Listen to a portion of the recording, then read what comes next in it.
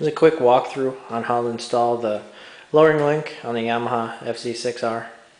You're going to need a motorcycle jack, ATV jack, and tools.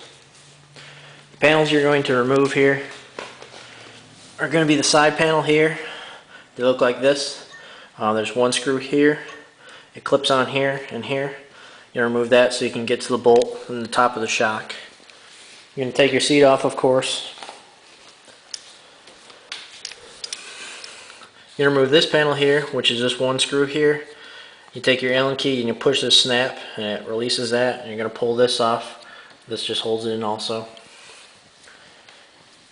Two Allen key screws here are going to release the tank so you can lift the tank up. You can have somebody hold it, which I did, or you can have somebody with a block of wood, put a block of wood in there to hold it up. It's got to be careful so you don't shake the bike too much and let it drop on you. The motorcycle jack you're going to insert from this side.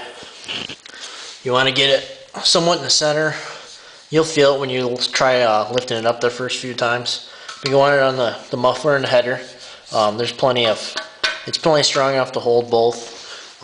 I had it on here when I lowered the front from the triple trees up a little bit.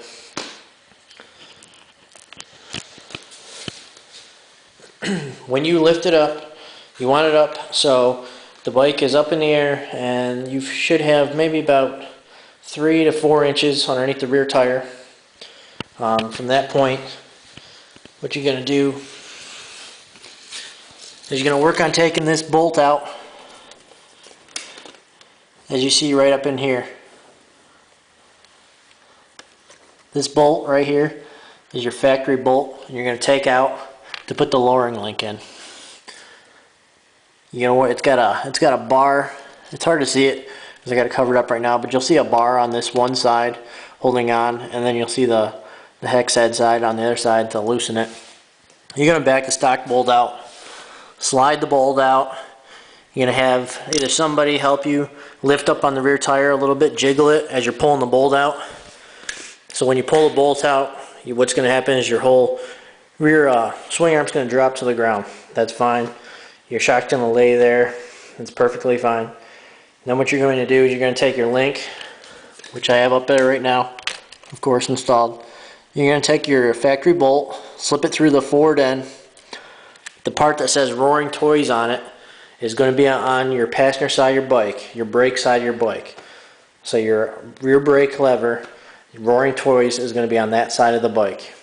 Your factory bolt's going to go in, tightening it down, using some Loctite on it, and then what your shock's going to do, provided the bolt they provide you and your shock's going to hook up to this new spot back here, lifting the shock where it's mounted up, of course lowering the bike.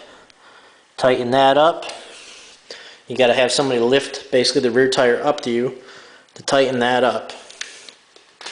After tightening that up, you should be able to bring the bike back down to the ground. After everything's all tight, you can start putting everything all back together.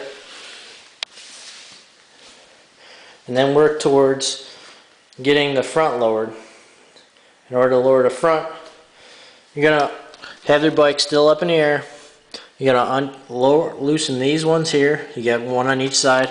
These are the top clamps.